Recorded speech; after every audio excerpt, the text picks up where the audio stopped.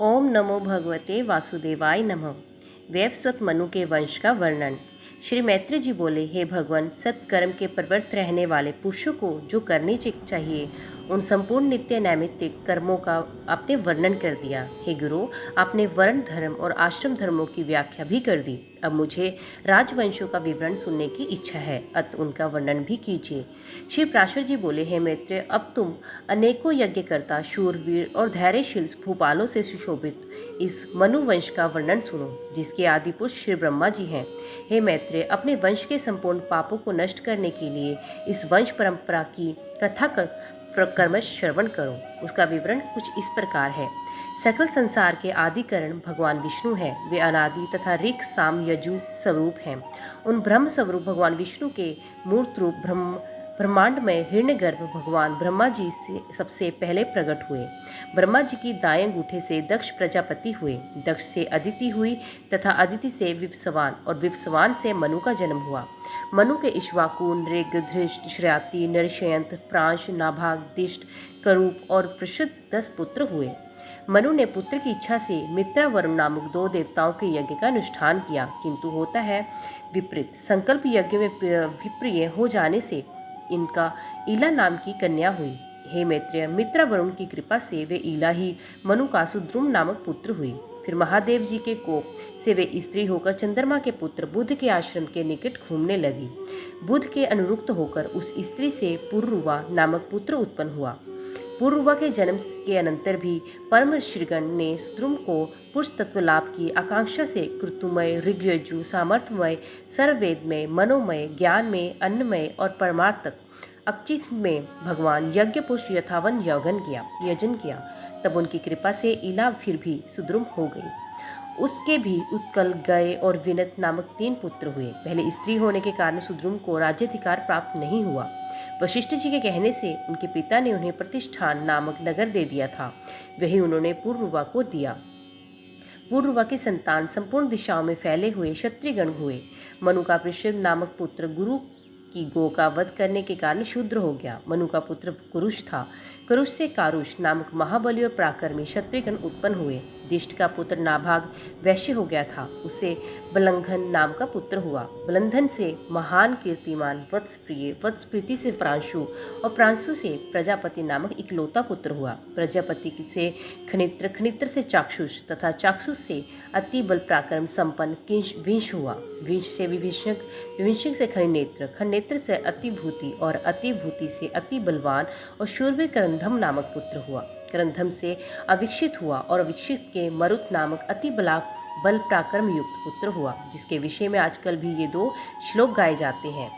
मारुत का जैसा यज्ञ हुआ था वैसा ही इस पृथ्वी पर और किसका हुआ है, जिसकी सभी याज्ञिक वस्तुएं स्वर्ण में अति सुंदर थी। उस यज्ञ में इंद्र सोमरस से और ब्राह्मणगण दक्षिणा से प्रियतत्व हो गए तथा उसमें मरुदगण परोसने वाले और देवगण सदस्य थे। उस चक्रवर्ती मरुद के नरशयन नामक पुत्र हुआ तथा नरशयन के दम और दम के राजवर्धन नामक पुत्र उत्पन्न हुआ। राजवर्धन से सुवृद्धि, सुवृद्धि से केवल और केवल से श्रुद्धि का जन्म हुआ। श्रुद्धि से नर, नर से चंद्र और चंद्र से केवल हुआ। केवल से बंधुमान, बंधुमान से वेगवान, वेगवान से बुध, बुध से तृणबिंदु तथा तृणबिंदु से पहले तो इलविला नाम की एक कन्या हुई, किंतु पीछे अलमपुसा नाम की एक सुंदरी अप्सरा उस पर अनुरुक्त हो गई। तम से उससे तृणबिंदु के विशाल नामक पुत्र हुआ, जिसने विशाला नामक पुरी बसाई। विशाल का पुत्र हेमचंद्र हुआ। हेमचंद्र का चंद्र, चंद्र का धर्माक्ष का सरज्य, महत सहदेव और सहदेव का पुत्र कृशाश हुआ। कृशाश ने सोमदत्त नामक पुत्र हुआ, जिसने 100 अश्वमेध यज्ञ किया। उससे जन्मेजय हुआ। उवर जन्मेजय में से सुमति का जन्म हुआ। ये सब विशाल वंशीय राजा हुए। इनके विषय में ये श्लोक प्रसिद्ध हैं। तृणबिंदु के प्रसाद से विशाल वंशीय समस्त राजा लोग दीर्घायु, महात्मा, वीरवान, अति धर्मपरायण हुए। मनुपुत्र श्राति की सुकन्या नाम वाली एक कन्या हुई, जिसका विवाह च्यवन ऋषि के साथ हुआ। श्राति के अनर्थ नामक एक परम धार्मिक पुत्र हुआ। अनर्थ के रेवत नाम का पुत्र हुआ, जिसने कुशस्थली नाम की पुरी में रहकर अनंत देश का राज्य भोग किया। रेवत का भी रेवत कुकर्मी नाम के अति धर्मात्मा पुत्र था, जो अपने 100 भाइयों में से सबसे बड़ा था। उसके रेवती नाम की कन्या हुई। महाराज रेवत उसे अपने साथ लेकर ब्रह्मा जी से ये पूछने के लिए कि ये कन्या किस वर के योग्य है, ब्रह्मलोक को गए। उस समय ब्रह्मा जी के समीप हाहा और हुहु नामक 2 गंधर्व अति तान नामक दिव्य गान कर रहे थे। वह गान संबंधी चित्रा, दक्षिणा और धात्री नामक त्रिमार्ग के परिवर्तन के साथ उनका विलक्षण गान सुनते हुए अनेकों युगों के परिवर्तन काल तक ठहरने पर भी रेवत जी को केवल एक मुहूर्त ही बीता सा मालूम हुआ। गान समाप्त हो जाने पर रेवत ने भगवान कमलयोनि को प्रणाम कर उनसे अपनी कन्या की योग्य वर पूछा। ब्रह्मा जी ने कहा, तुम्हें जो वर अभिमत हो उन्हें बताओ। तब उन्होंने भगवान ब्रह्मा जी को पुण्य प्रणाम कर अपने समस्त अभिमत वरों का वर्णन किया और पूछा कि इनमें से आपको कौन वर पसंद है जिसे मैं कन्या दूं। इस पर भगवान कमलयोनि कुछ सिर झुकाकर मुस्कुराकर बोले, तुमको जो जो वर अभिमत है उनमें से तो अब पृथ्वी पर किसी के पुत्र पौत्र आदि की संतान भी नहीं है, क्योंकि ये गंधर्वों का गान सुनते हुए तुम्हें कई चतुर्युग बीत चुके हैं। इस समय पृथ्वी तल पर 28वें मनु का चतुर्युग प्राय समाप्त हो चुका है तथा कलयुग का प्रारंभ होने वाला है। अब तुम अकेले ही रह गए हो, अतः ये कन्या रत्न किसी और योग्य वर को दो। इतने समय में तुम्हारे पुत्र, मित्र, क्लत्र, मातृवंश, भूतगण, बंधुगण, सेना और कोशादि का भी सर्वथा अभाव हो चुका है। तब तो राजा रेवत ने अत्यंत भयभीत हो भगवान ब्रह्मा जी को पुनः प्रणाम कर पूछा, भगवान ऐसी बात है तो अब मैं इसे किसको दूं? तब स्वर्ग लोक भगवान कमलयोनि को सिर झुकाए हाथ जोड़कर बोले।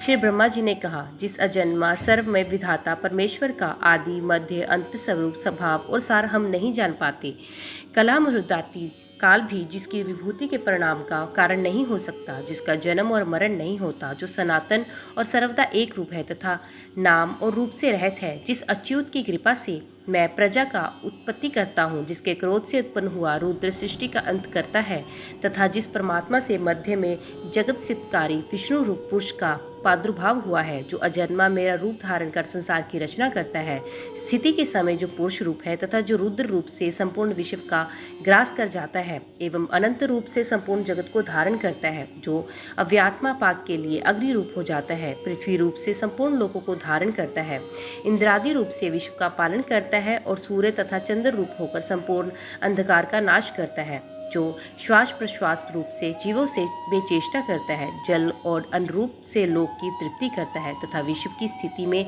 संलग्न रहकर जो आकाश रूप से सबको अवकाश देता है, जो सृष्टिकर्ता होकर भी विश्व रूप से आप ही अपनी रचना करता है, जगत का पालन करने वाला होकर भी आप ही पालित होता है तथा संहारकारी होकर भी स्वयं ही संगृहित होता है, और जो इन तीनों से में पृथक इनका अविनाशी आत्मा है, जिसमें ये जगत स्थित है, जो आदि पुरुष जगत स्वरूप है और इस जगत के ही आश्रित तथा स्वयंभू है। हे निरुपते, संपूर्ण भूतों का वे विष्णु धरातल में अपने अंश से अवतीर्ण हुआ है।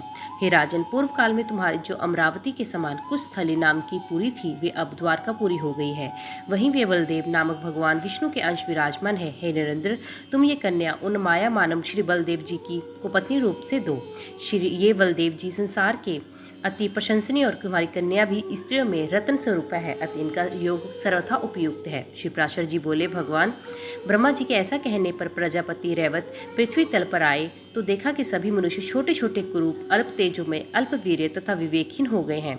अतुल बुद्धि महाराज रेवत ने अपनी कुशस्थली नामक की पूरी और ही प्रकार की देखी तथा स्फटिक पर्वत के समान जिनका वक्षस्थल था, उन भगवान हलायुध को अपनी कन्या दे दी। भगवान बलदेव जी ने उसे बहुत ऊंची देखकर अपने हल्के अर्घ्य भाव से दबाकर नीचे कर दी। तब रेवती भी तत्कालीन अन्य स्त्रियों के समान हो गई। तदंतर बलराम जी ने महाराज रेवत की कन्या रेवती से विधि पूर्वक विवाह किया तथा राजा भी कन्यादान करने के अनंतर एकाग्रचित्त से तपस्या करने के लिए हिमालय पर चले गए।